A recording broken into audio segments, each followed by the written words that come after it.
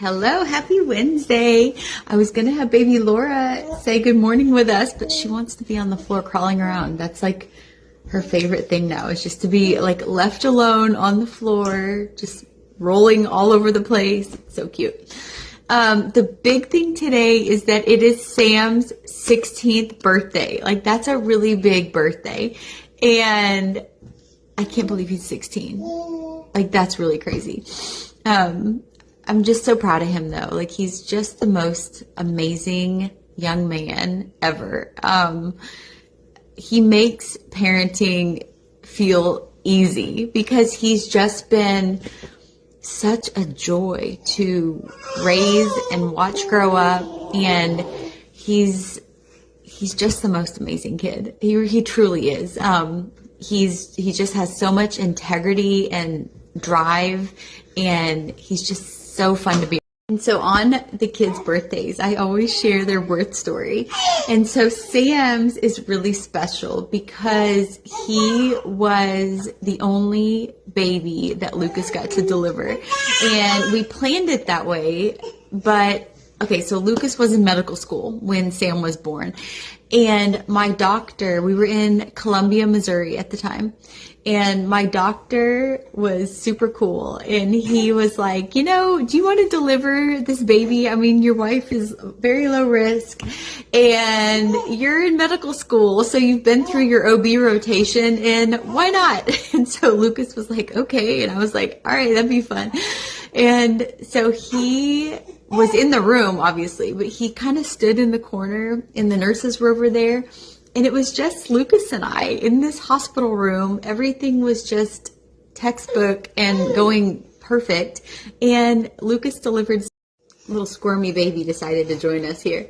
So Sam was born, and of course he was our second baby. And when Jenna was born, she came out and she was like beautiful and just clean and just like, here's your baby. And it was like, she looked like a little doll.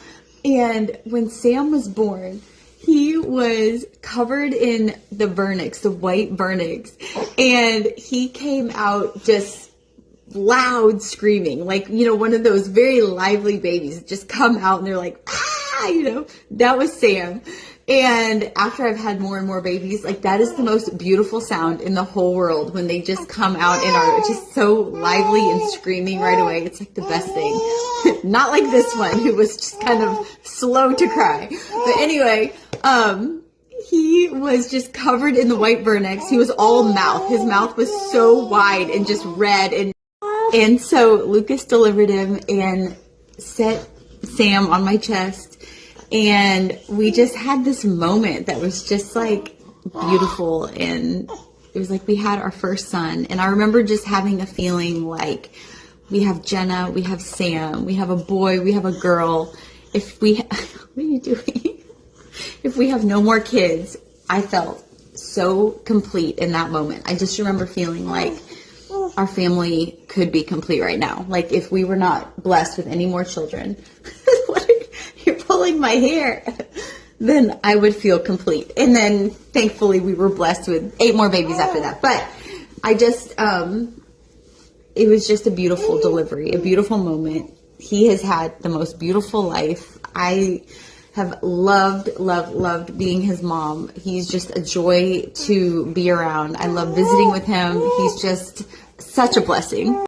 And so that's the big thing going on today. It's just Sam's birthday, and we're just going to celebrate him. He's at school today, but I'll of course share my reel of his birthday slideshow, and he is going to have a birthday party it's just a family party, but Cora's birthday is next week. And so he and Cora, they have birthdays very close together. So we're going to do like a Max and Ruby kind of birthday party, and Sam will just have like, a few little friends here and just whatever, hang out. And the big day is Cora's birthday, but he's so cool. He's like, I'm going to have my birthday with Cora. It's fine. So we're going to do like a Max and Ruby cake, like a boy-girl cake. And that's how we're going to celebrate him. But that'll be like next week. And today I'm just going to make his favorite dinner, and we're just going to hang out with Sam and love on him extra. So I hope everyone's having a wonderful day. Today's devotional is on guarding your heart. The scripture is Proverbs 4:23. Above all else, guard your heart, for everything you do flows from it. Reflection for moms. Our hearts are precious to God, and He wants us to protect them from negativity and harmful influences. Today, take a moment to reflect on what you're allowing into your heart and mind. Let God guide you in keeping your heart focused on His love and truth. The reflection for teens is your heart is valuable, and it's important to guard it from things that can harm you. This means being mindful of what you watch, listen to, and think about. Ask God to help you keep your heart focused on things that bring you closer to Him. What's something you can do to protect your hearts? How do you feel when you focus on positive things? I love this devotional and this reminder because it is so true. And when we have a heart that seeks God and is full of God's love, it comes out our mouths. It comes out of our actions. And the same is true for negative influences. If we are around negativity or things that are not encouraging us to grow closer to God, then slowly, it may not happen overnight, but slowly we start taking on those characteristics.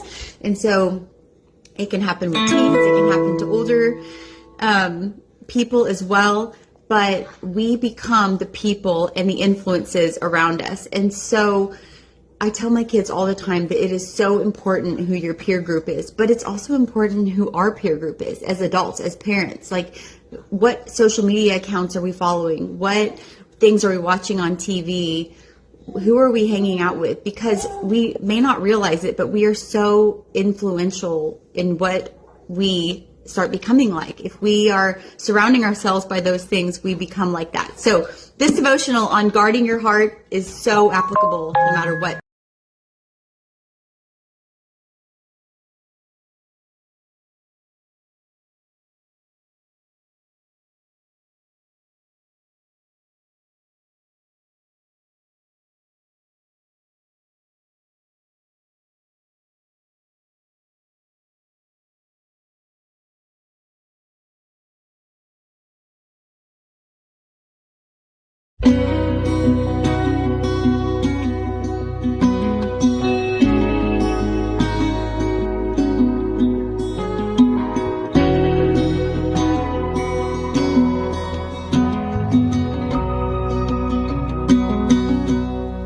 You know there's a light that glows by the front door.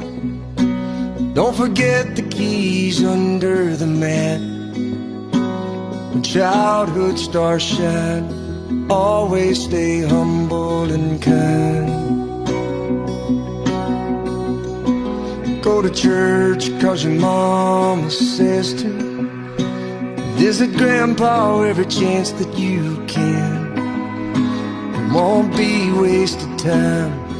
Always stay humble and kind. Oh, the door said please, said thank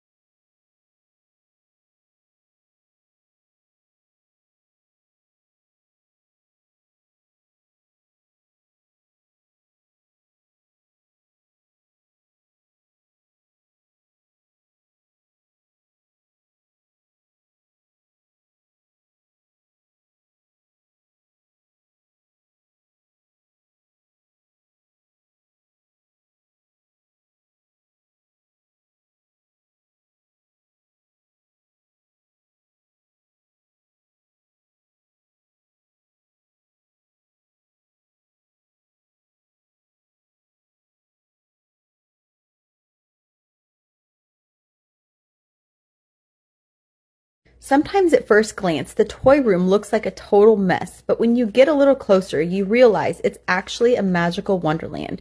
This is where imaginations explode, where creative play happens, where little minds learn by building stories and scenarios together.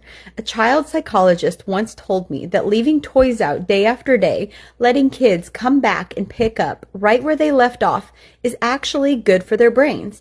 It strengthens creativity, problem solving, and their ability to make connections. So now, when I walk into our toy room, I try to see it less as a mess to clean and more as a place where learning is happening right in front of me. Jenna made this brownie cake for Sam. It looks yummy. She got this recipe from a recipe that had like 20 million hearts on it. So I'm going to share it. It looks really good.